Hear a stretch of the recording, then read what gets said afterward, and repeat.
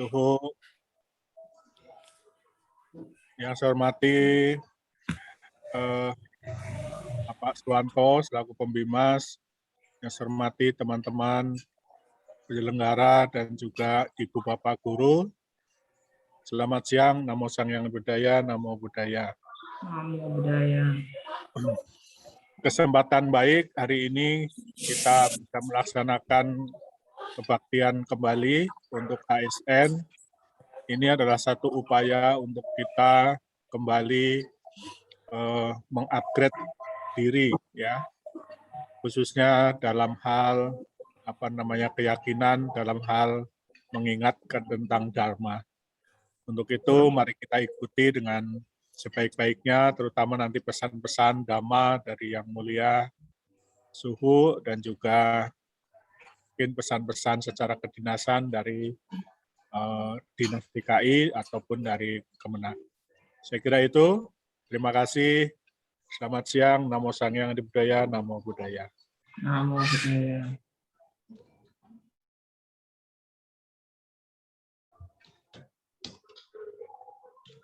Terima kasih pada Bapak Pujimin atas sambutannya.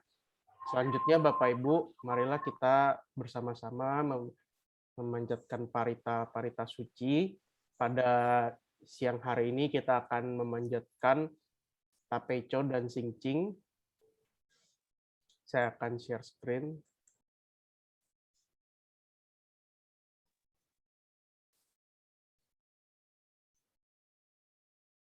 Inilah dua parita yang akan kita bacakan bersama-sama. Namo holata no tola ye namo ali ye polu ceti sopola ye puti satopo ye moho caluni caye ansa pola fa isuta no tasye namo si cilito imeng ali ye polu citi si fola leng topo namo no la cinci sili moho pota sami sapo ato tosu peng asiyun sapo satona mopo astona mopo cemo fate tota cito an polusi lujati caloti isili moho puti sato sapo mola mosi lito yuncu lucu cemeng tulu fase yeti moho fase yeti tola tilini si fola ye cela mofa mola motili isi no sino ala sen fol la seli fasola fasen fola seye hulu mola hulu sili sola sili sulu puti ye puto ye mitili ye nola citili seni no poye mono sopo hosi toye sopo ho moho si toye sopo ho si toyu isi pola ye sopo ho nola cinci sopo ho molana sopo ho si laseng amuci ye sopo ho sopo moho asi toye sopo ho cecila asi toye sopo ho poto moci si toye sopo ho nola cinci pocela ye sopo ho mo poli sengce lain sopo ho namo ho latano tola ye namo aliye polu citi sopo la ye sopo ho ansi tentu mantola pato ye sopo ho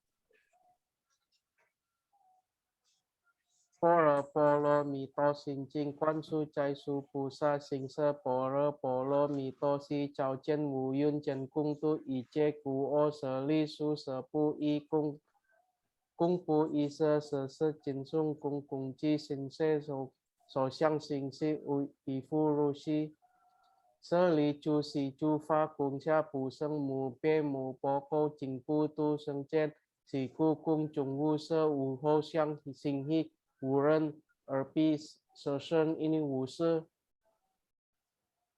省相为诸法无人者乃其无一时节无名以无名之乃在其无老树以无老树今无故之灭道无知以无得以无所得故菩提萨埵以般若蜜多故行无爱无盖无无功不愿离人道冥想 Chiu Ching Nian Pan Si, Chu Fo I Poro Polo Mi To Ku Te Ano To, Lo San Miao San Puti Kuci Poro Polo Mi To Si Ta Sen Chou Si Ta Ming Chou Si U Sang Chou Si U Teng Teng Chou, Neng Chu I Che Ko, Chen Ri Pu Su Ku So Po Ro Polo Mi To Chiu Chi So Chou Yo, Cheti Cheti Polo Seng Cheti Puti Sapo Ho, Moho Polo Mito Moho, Polo Mito Moho Polo Imoto. Demikianlah pembacaan Tapeco dan Singcing kita pada siang hari ini. Selanjutnya, marilah kita bersama-sama memohon dengan hormat pada Yang Mulia Suhu Pusan untuk boleh membebarkan Dharma. Pada Yang Mulia Suhu Pusan kami persilahkan.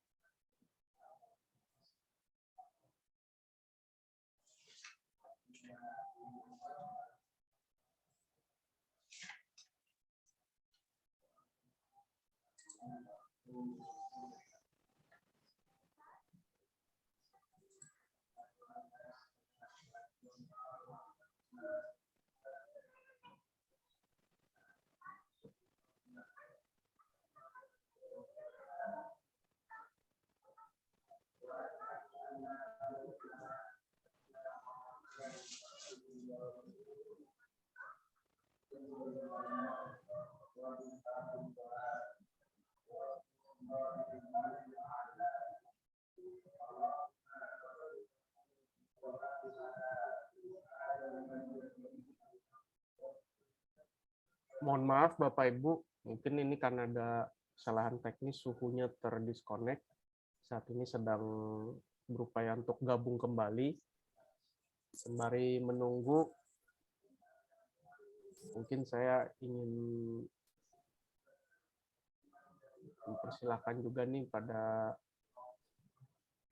Pak Mugi, boleh memberikan sepatah dua patah kata juga Pak untuk kita Pak.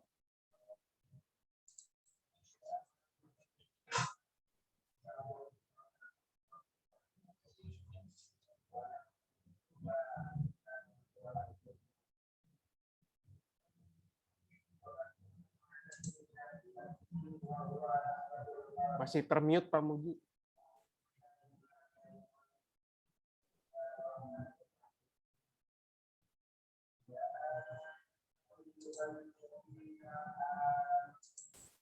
Selamat siang, Namo Buddhaya, Amitofo. Namo Buddhaya. Namo Buddhaya.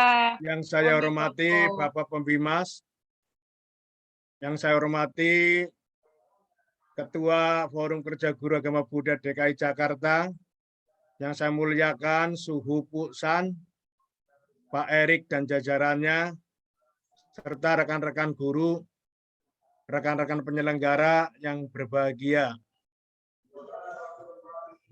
Kami sungguh sangat senang pada hari ini bisa berdoa bersama dalam rangka melangitkan doa kita agar wabah pandemi COVID-19 cepat berlalu di bumi Nusantara ini.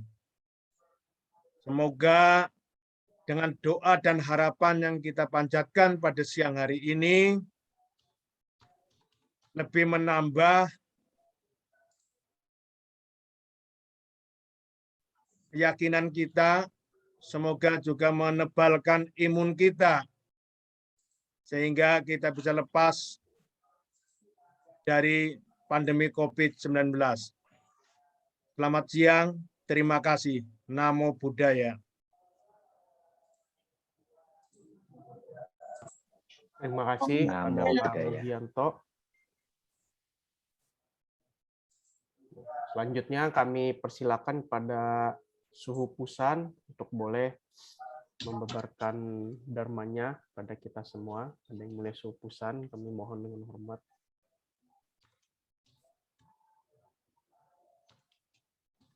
Oke, baik, terima kasih. Sebelumnya mohon maaf barusan ada kendala teknis, gangguan internet sehingga sempat terputus. Oke, baik, kepada Bapak dan Ibu sekalian, merupakan suatu kesempatan bagi Suhu untuk bisa sharing sedikit Dharma yang tentunya bermanfaat bagi kita semua. Namun sebelum kita mulai acara sharing Dharma pada siang hari ini, Suhu persilahkan semuanya untuk bersikap manjali, mengulangi ucapan Suhu ya. Namo Sakyamuni Buddhaya. Namo Namo Sakyamuni Sakyamuni Buddhaya. Buddhaya. Namo Sakyamuni Buddhaya. Namo Sakyamuni Buddhaya. Namo Sakyamuni Buddhaya. Namo Sakyamuni Buddhaya. Oke, baik. Usang sen sen wei miao fa, bai qian huan jian nan zhao yi, wo jing jian wen de shou ci, yan jie ru lai zhen si yi. Terimalah salam dalam Dharma. Namo Amitofo. Namo Amitofo. Namo Amitofo. Baik. Pada kesempatan siang hari ini, Su ingin berbagi sedikit mengenai apa itu yang dinamakan sebagai bodhicitta. Ya, seperti yang kita ketahui sekarang bahwa kita semua sedang menghadapi suatu krisis di mana terjadi pandemi COVID-19 yang tidak hanya melanda bangsa Indonesia, tetapi juga seluruh bangsa-bangsa yang ada di dunia ini. Mungkin perlu saya jelaskan, Bapak dan Ibu sekalian pernah mendengar ajaran utama di dalam Mahayana yang lebih menitik beratkan kepada istilah yang dinamakan sebagai bodhicitta.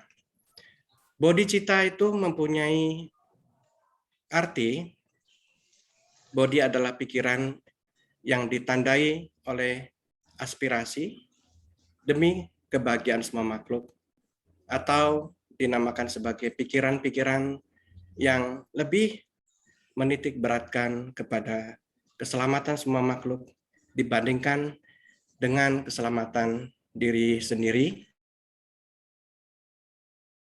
sentris.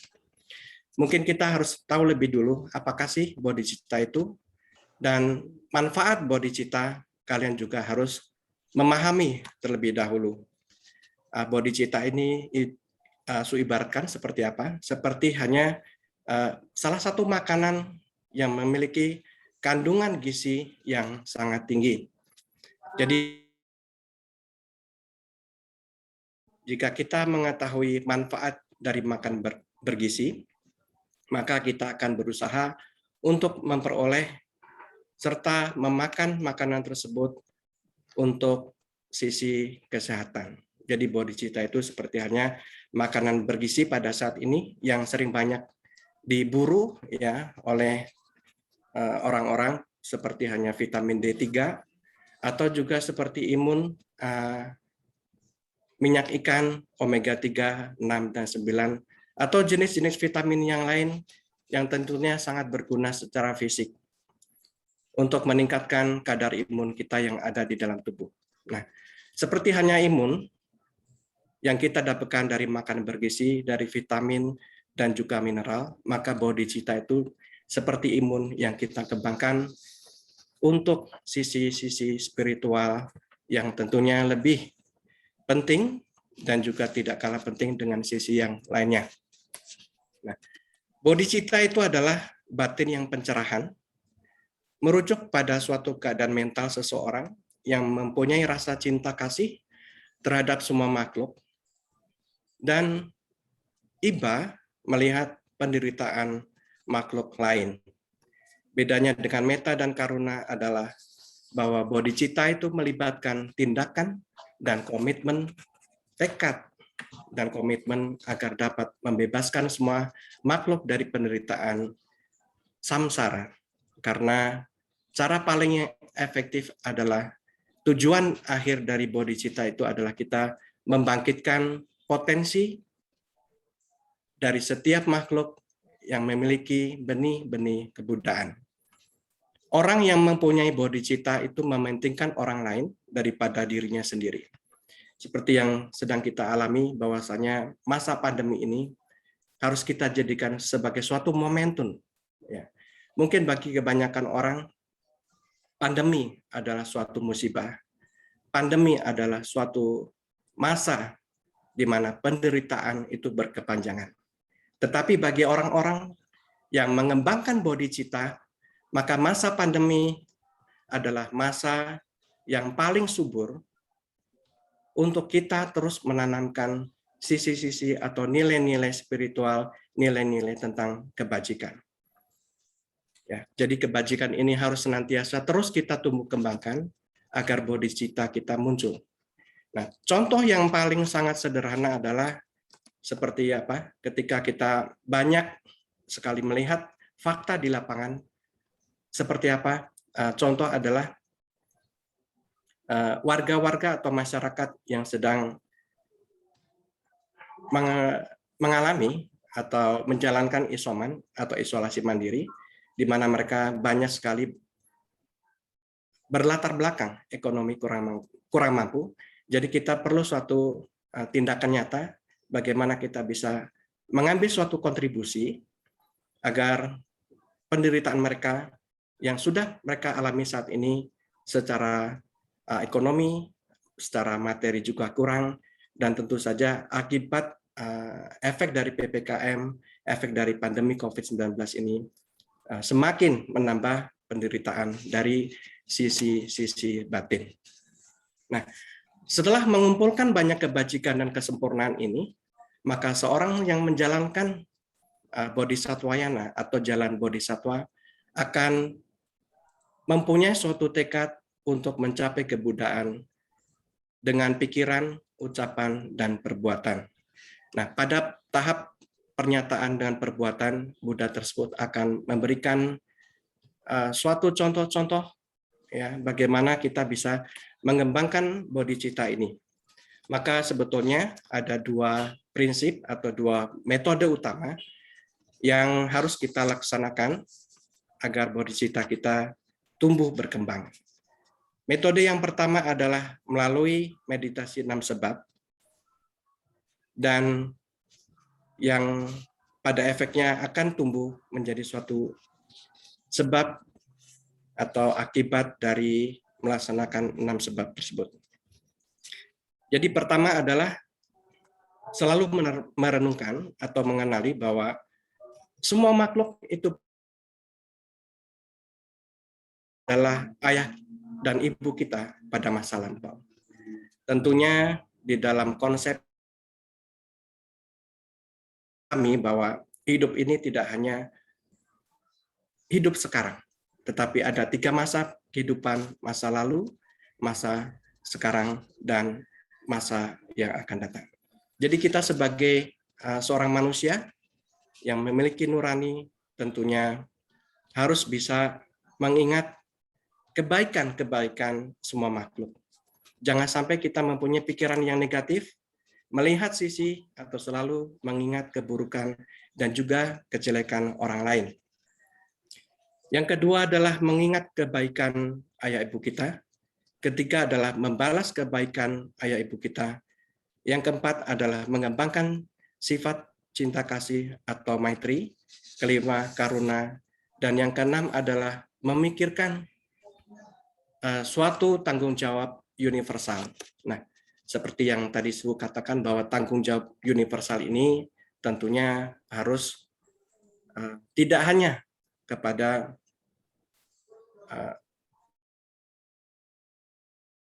memiliki agama yang sama, tetapi kebaikan universal itu adalah seperti tidak hanya di alam manusia, tetapi alam-alam lain sebagainya. Ya, seperti pada saat ini kebetulan di Mahayana juga sedang melaksanakan yaitu namanya upacara ulambana.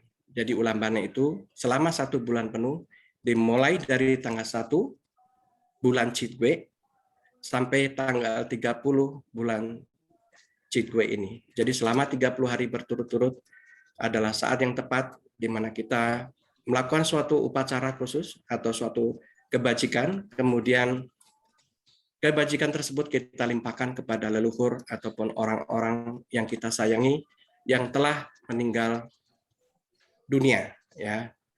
Tentunya tidak hanya dari sisi para leluhur, tetapi juga kita di Mahayana adalah menolong semua makhluk, terutama adalah makhluk-makhluk yang ada di 3 alam celaka seperti alam binatang, alam setan kelaparan, dan juga alam neraka.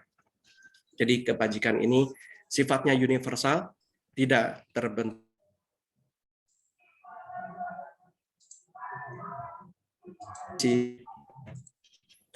Kemudian yang kedua adalah metode meditasi panas langsung,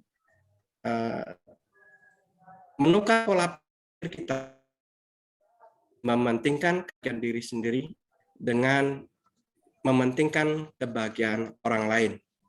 Nah, untuk mempraktekkan kedua jenis metode, membangkitkan bodhicitta di atas pikiran bahwa semua makhluk, ya, pada intinya adalah memiliki kesamaan. Artinya apa? Buddha mengajarkan bahwa pada hakikatnya setiap makhluk itu memiliki benih kebudayaan.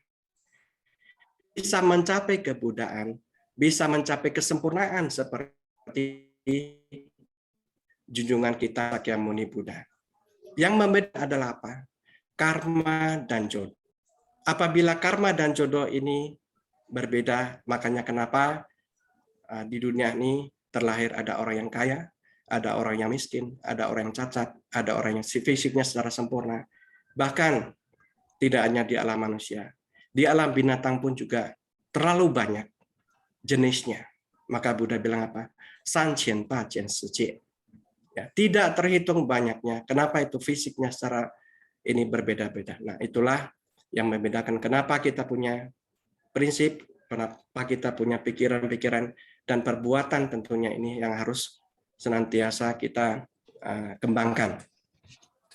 Jadi di dalam ajaran Buddha Sakyamuni mengatakan bodhicitta itu bukanlah hanya sekedar pencerahan biasa, tetapi pencerahan ini adalah pencerahan yang mengandung suatu tekad mencapai kebudayaan. Terutama di dalam aliran Mahayana yang selalu tidak terlepas dari kata maitri, karuna, mudita, dan upeksa. Yang dimaksud dengan cinta kasih di sini bukanlah seperti cinta kasih antara dua makhluk yang berlainan jenis, tetapi bahkan kepada semua makhluk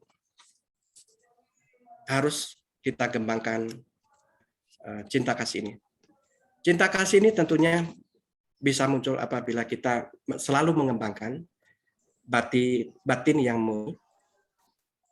Ya, kalau istilahnya dalam ilmu kejawen itu seringkali kita mendengar pepatah para leluhur nenek moyang kita bahwa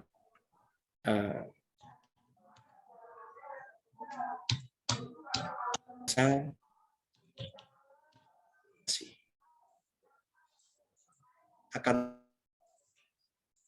selalu memiliki batin yang bersih, maka akan memunculkan pikiran yang bersih.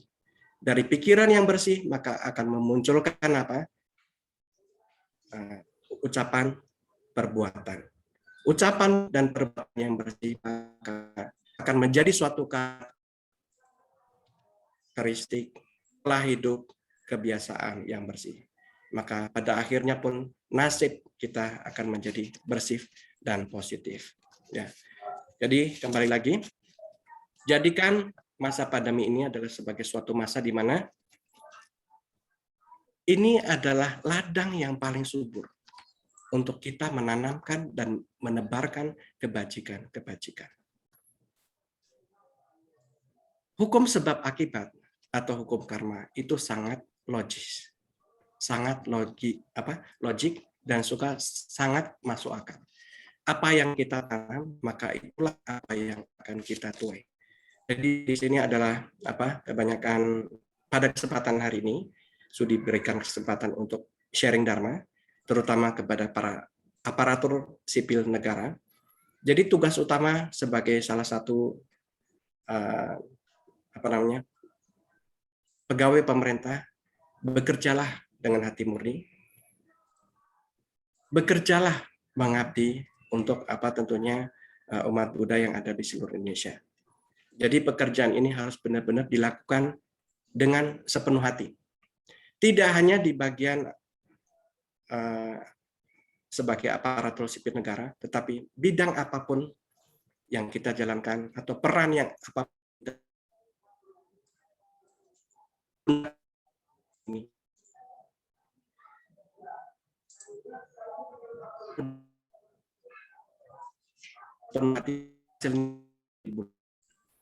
karena adalah utuh penuh. Jangan dilakukan secara setengah-setengah. Karena apa? Kalau kita bekerja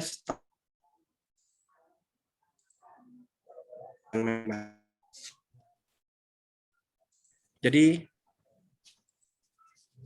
lanjutkan lagi adalah makanya ada pepatah, di mana ada kemauan, disitulah ada jalan.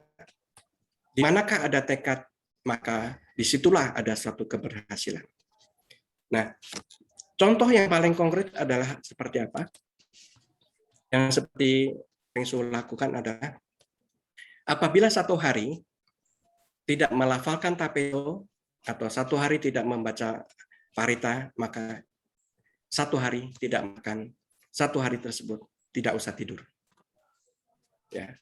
Tanpa adanya tekad, maka seseorang tidak akan bisa berhasil.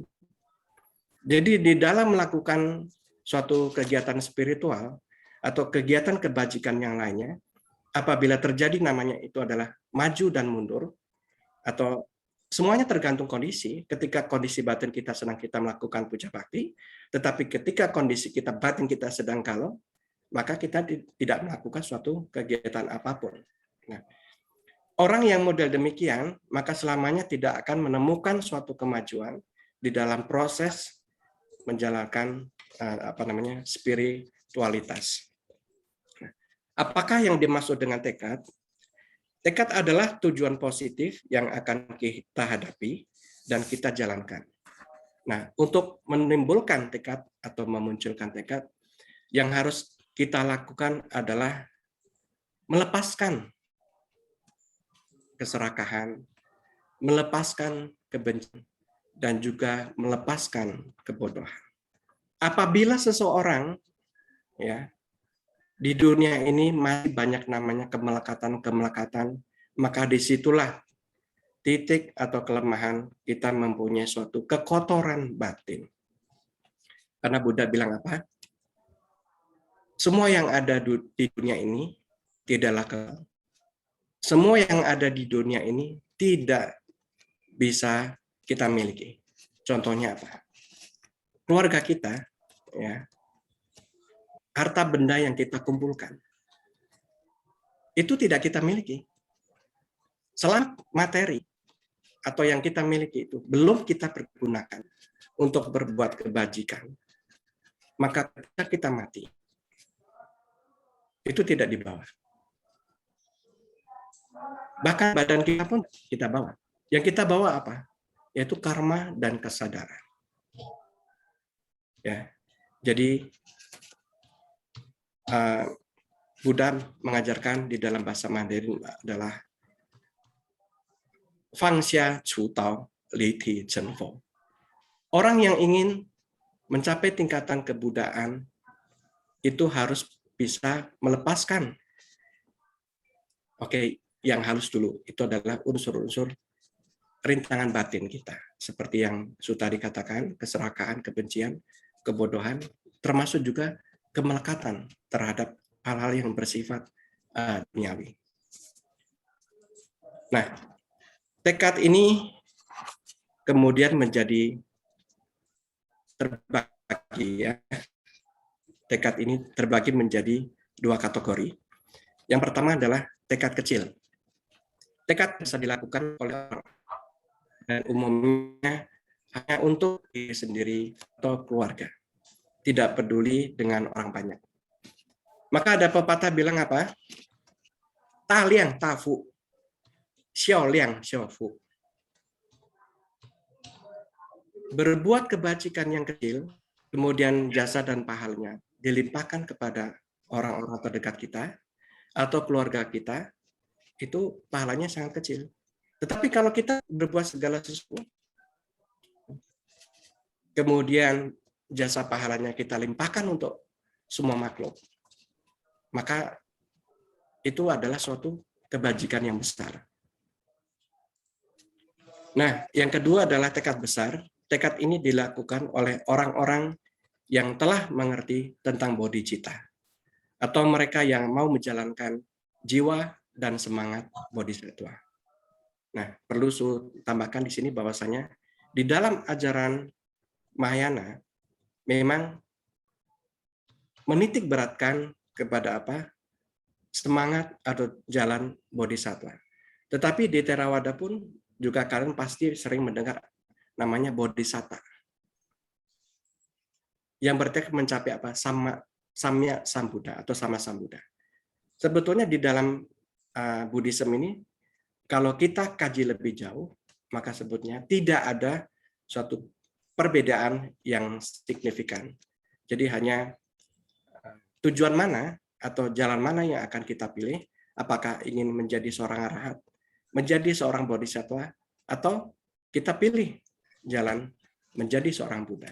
Tentunya jalan ini tidak bisa kita secara langsung bisa kita capai, akan tetapi perlu suatu proses dan suatu waktu. Ya, jadi ada pepatah bilang 1000 langkah itu dimulai dari 1 langkah. Nah, untuk mencapai seorang Samyak Sambuddha dibutuhkan waktu 3 maha asenkhya kalpa. Yang kalau kita hitung tentunya bisa triliunan tahun di alam manusia. Akan tetapi untuk bisa ke sana kita harus melakukannya ya dari hal-hal yang sangat kecil seperti Su tadi bilang bahwa masa pandemi ini hendaknya kita pergunakan karena apa? Sesungguhnya kesempatan itu tidak akan datang 2 kali. Selama kita mencari kesempatan, maka selama itu kita tidak akan pernah mendapatkan kesempatan. Maka orang bijaksana akan selalu berpikir bahwa apa?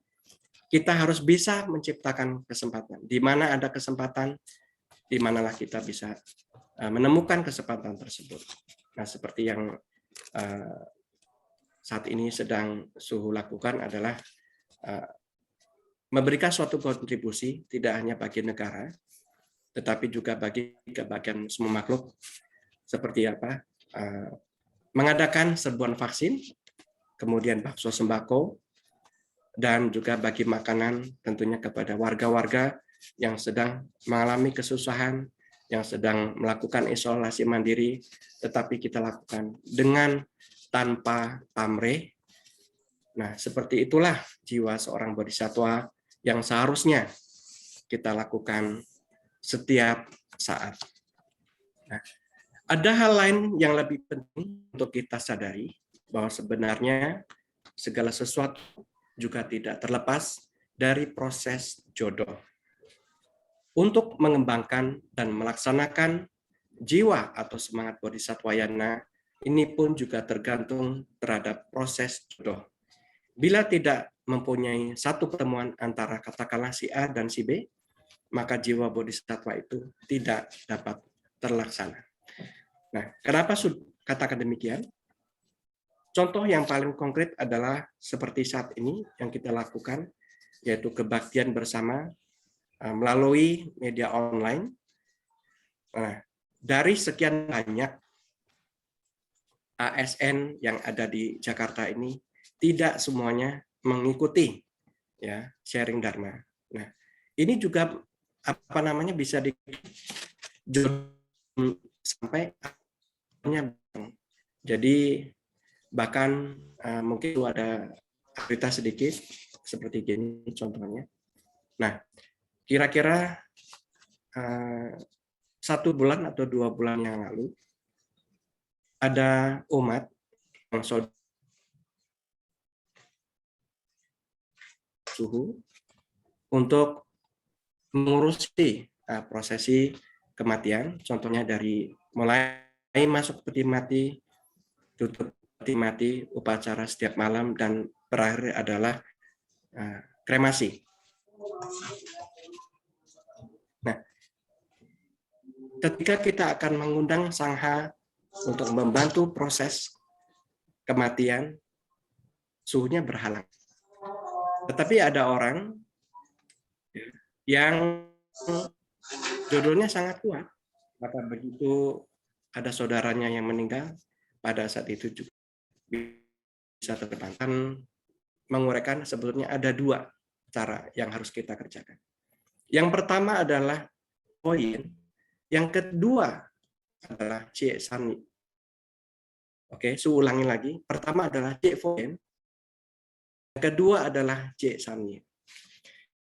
Cie artinya kita harus senantiasa mengikat jodoh dengan para Buddha dan para Bodhisattva. Caranya gimana, Su?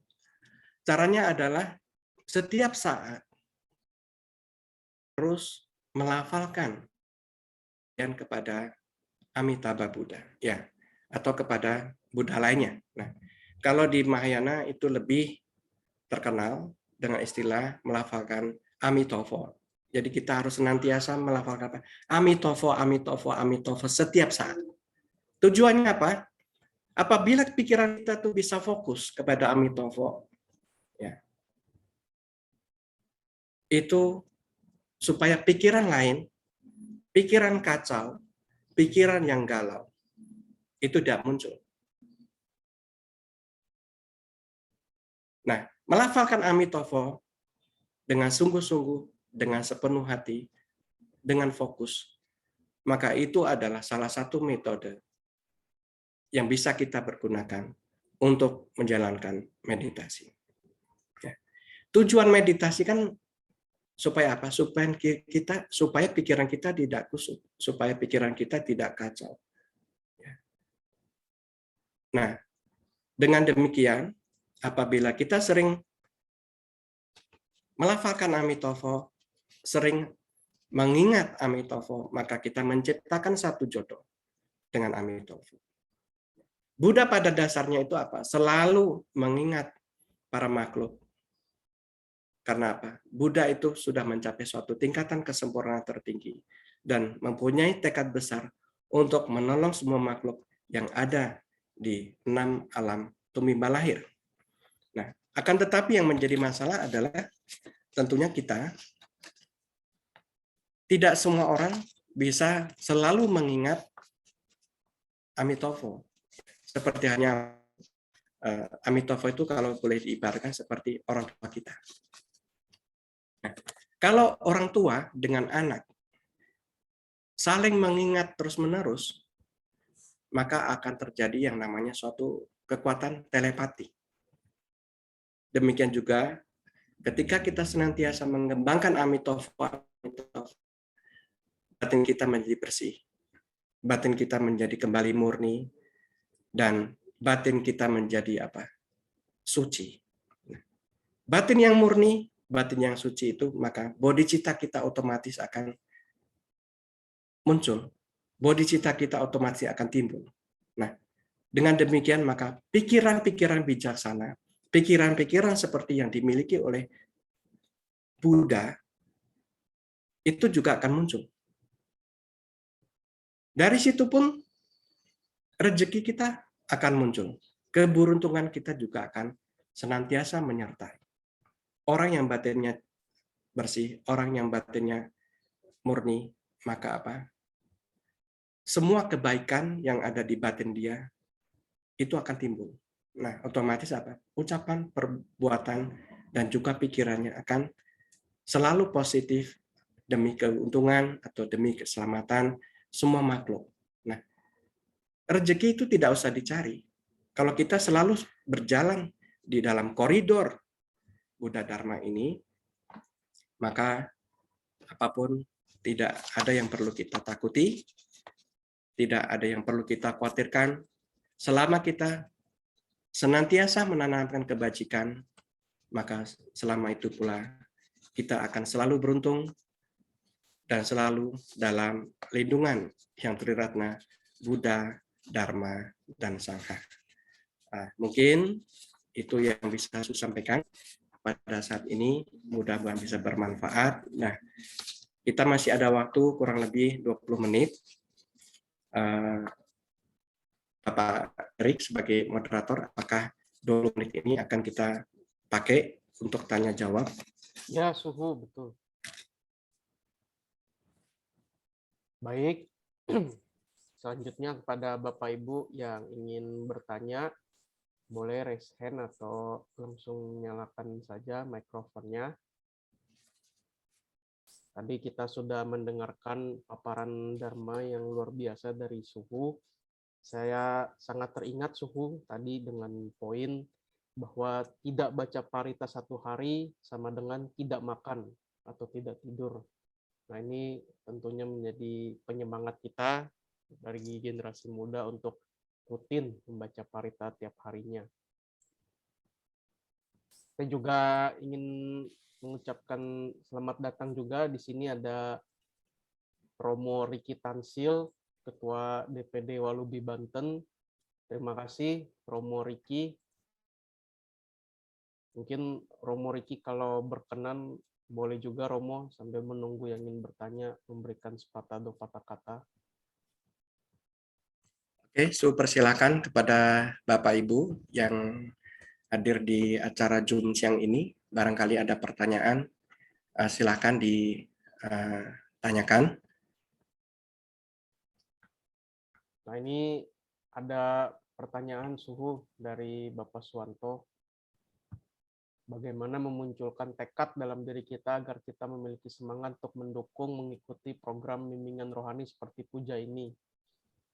Atau dulu ada pembinaan mental atau pembinaan rohani khususnya kawan-kawan kita pegawai di Pemda. Terima kasih Suhu. Ini pertanyaan. Oke, coba ulang lagi ya. Pertanyaannya adalah bagaimana memunculkan tekad dalam diri kita agar kita memiliki semangat untuk mendukung atau mengikuti program bimbingan rohani. Ya, baik. Su akan jawab.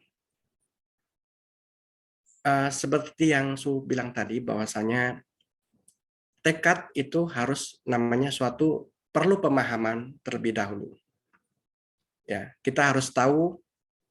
Contohnya gini, manfaat apa sih yang akan kita petik atau akan kita dapatkan apabila kita sering melakukan puja bakti? Nah, itu yang perlu harus kita pahami terlebih dahulu. Nah, oke, saya akan jelaskan. Di sini sebetulnya ada 2 konsep. Yang pertama adalah kalau kita di Mahayana disebut sebagai Songqing sama Nianqing. Kalau Songqing itu seperti apa? Kita membaca sutra.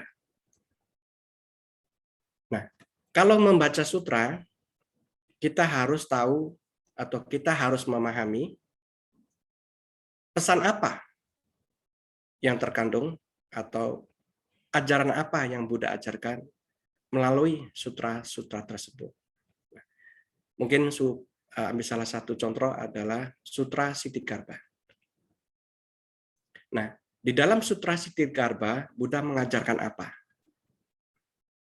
Di Sutra Amitabha, Buddha mengajarkan apa?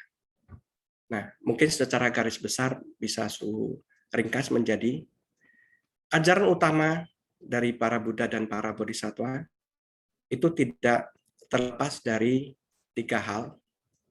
Satu adalah jangan berbuat bodoh dan jahat.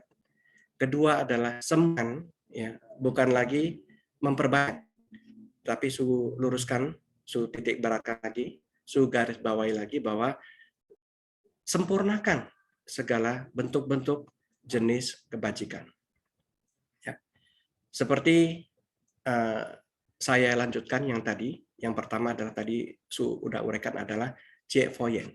Nah, yang kedua itu berkaitan dengan Jie San Yen, artinya mengikat atau menciptakan jodoh kepada semua makhluk. Nah, di sini bisa diartikan adalah apabila contohnya ada keluarga atau saudara atau komunitas lah di dalam lingkungan aparatur sipil negara. Ketika ada sanak famili kita yang meninggal, nah kalau memang kita mempunyai kesempatan, kalau kita memang mempunyai waktu dan kondisi juga memungkinkan, nah kita bisa juga berkunjung untuk mengungkapkan rasa bela sungkawa kepada keluarga, ya tentunya yang ditinggalkan. Nah, yang kedua juga kita bisa juga mengadakan function atau lepas binatang. Ya, binatang pun juga istilahnya memiliki hak untuk hidup. Ya. Jadi semua yang mempunyai kehidupan jangan sampai kita rampas hak kehidupannya. Nah, yang kedua, yang pertama tadi jelaskan adalah songcing atau membacakan sutra. Kedua adalah niancing atau nianco atau juga melafalkan sutra atau melafalkan mantra. Tujuannya adalah apa? Kita adalah melafalkan itu kalau dalam bahasa Mandarin adalah nian li nian. Nian li i che te ca nian. Tujuannya apa? Kita melafalkan mantra supaya tidak muncul pikiran yang lain. Jadi kita fokus kepada satu mantra supaya pikiran yang lain tidak muncul. Karena apa? Ketika kita mempunyai dualisme pikiran, pikiran sudah bercabang satu atau bercabang dua, dan semakin banyak bercabang, maka kita tidak bisa mampu melakukan konsentrasi. Ya. Implementasinya di mana? Nah, implementasinya adalah dalam kehidupan kita sehari-hari. Contoh yang paling gampang. Kalian pasti sudah sarapan kan? Nah, yang jadi pertanyaan, ketika kalian makan, oke, boleh sutanya nggak di sini? Ketika kalian makan tadi, berapa sendok yang masuk ke mulut?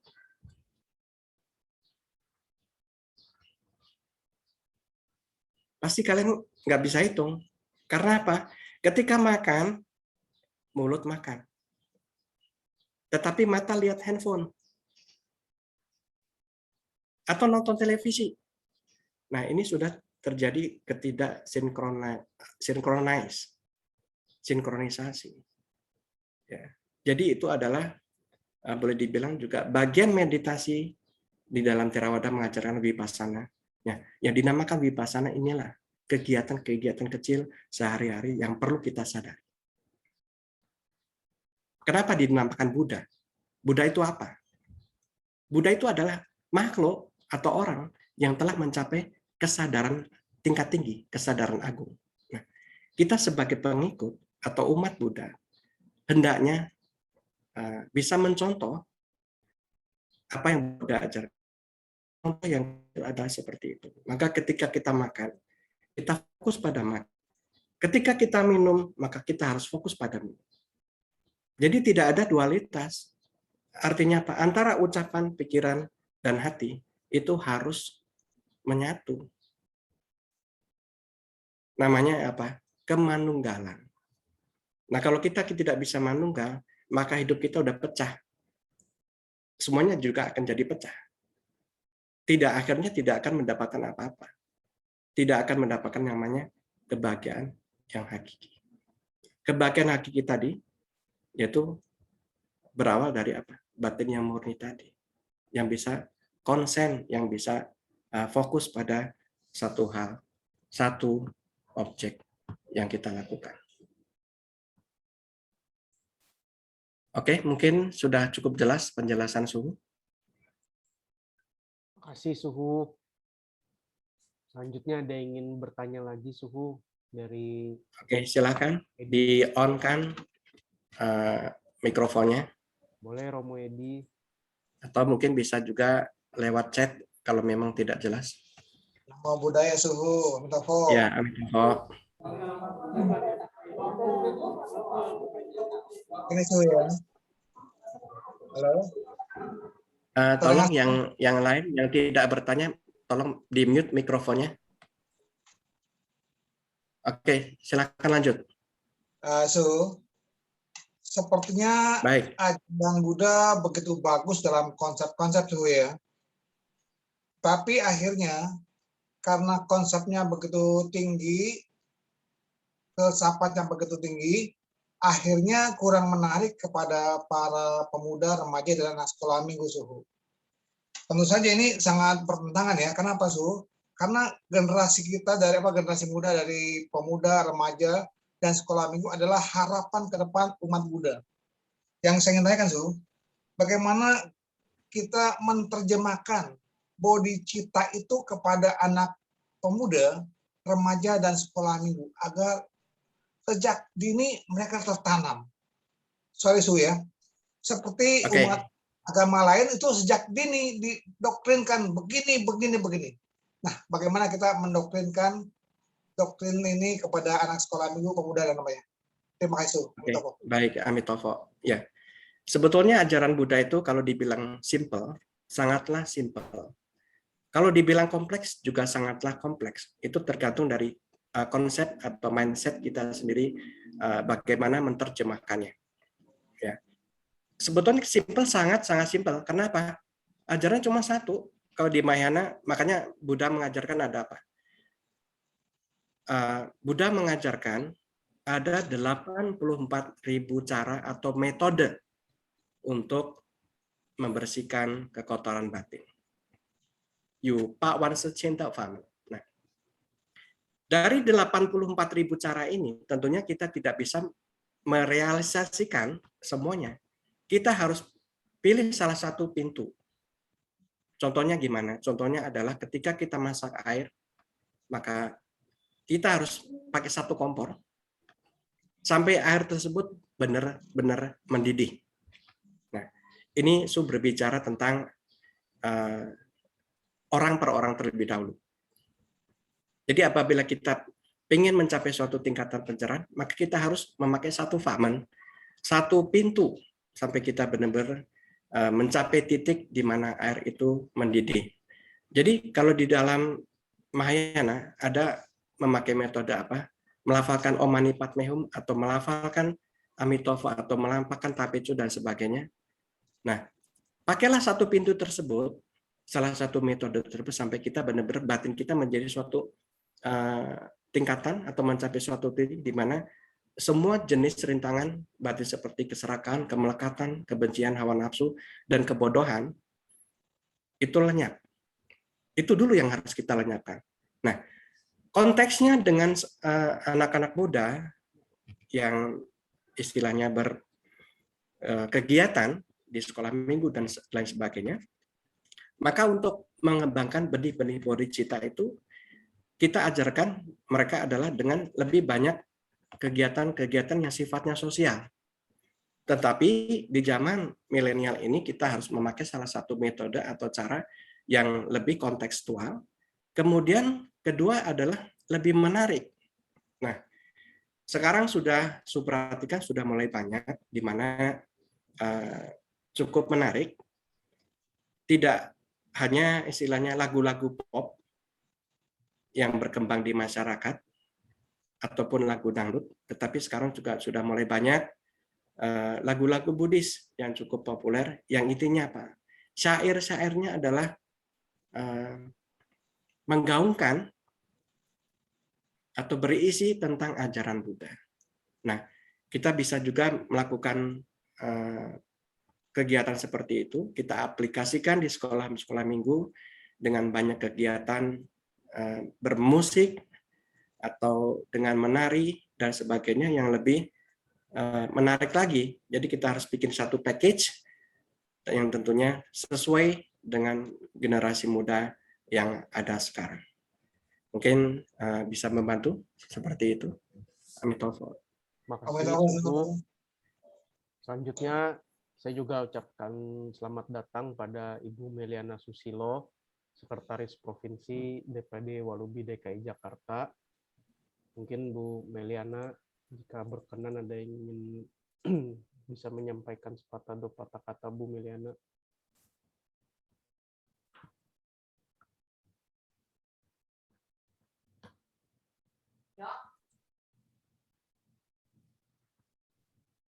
Oke, Ibu Meli.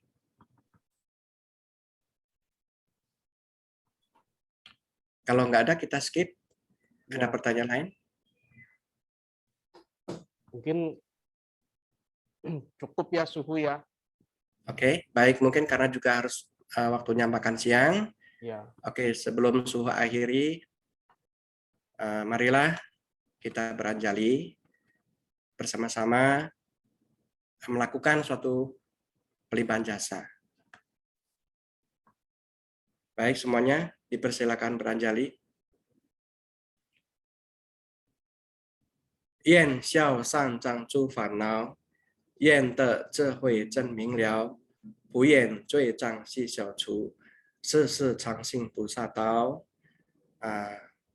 Semoga dengan kebajikan yang kita lakukan pada siang hari ini, dengan sharing Dharma, memberikan manfaat bagi semua makhluk, dan yang mendengarkan Dharma pada siang hari ini terbangkit bodhicitanya, berkembang maju, dan terus melaksanakan Dharma sesuai dengan tingkatan masing-masing, dan semoga semua makhluk senantiasa bertekad untuk meraih pencerahan hingga tercapainya kesempurnaan kebudayaan. Amitofo, sadu, sadu, sadu. Baik, terima kasih Sadu, pada sadu. Suhu Pusan atas bimbingan dharmanya. Selanjutnya sebelum kita bubaran, saya mengundang Bapak Ibu yang berkenan untuk boleh menyalakan kameranya karena kita akan foto bersama Suhu secara virtual.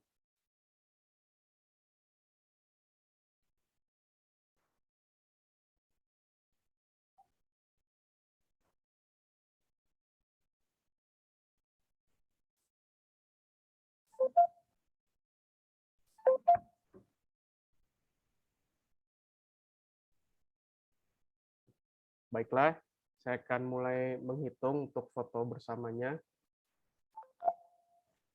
3, 2, 1. Halaman berikutnya, 3, 2, 1. Baik, demikianlah acara Puja Bakti ASN DKI Jakarta ini telah selesai dilaksanakan pada 13 Agustus. Kami ucapkan terima kasih yang setinggi-tingginya kepada Suhu Pusan, juga atas kehadiran Bapak Ibu semua, pada Pak Suwanto selaku Pembimas Buddha, pada Pak Mugi, penyelenggara Kota Jakarta Utara, Pak Pandu, penyelenggara Kota Jakarta Timur, juga kepada Romo Pujimin, Ketua Forum Kerja Guru Agama Buddha DKI Jakarta, tentunya juga pada Romo Riki Tansil, Ketua Walubi Banten, pada Ibu Meliana, Sekretaris Provinsi Walubi DKI Jakarta, dan pada para pesertanya, acara bisa berjalan dengan sukses karena dukungan kita semua. Baik, itu saja acara kita pada hari ini. Terima kasih. Namo Amitofo. Amitofo, selamat siang. Terima kasih Suhu. Terima kasih Mary. Baik, Terima kasih semuanya. dari Suhu, terima kasih banyak.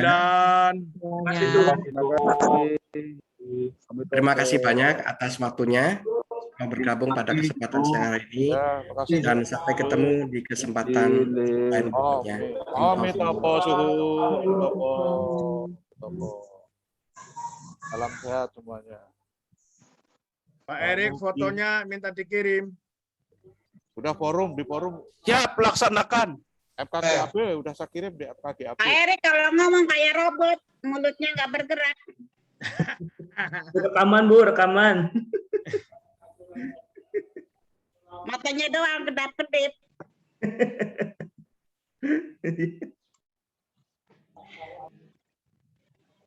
Pak Mugi jam 1 ya, Pak Mugi. Mau ikut rapat enggak? Saya sih nggak ada perintah, biarin aja lah ya. Belum tahu. Jenlab dulu ya Pak Erik ya, nih lanjutin kegiatan nih. Salam kenal semuanya dari Jakarta Timur. Siapa yang merapat ke Jakarta Timur, silakan. Oh, ganteng amat lu, udah potong rambut lu. Iya.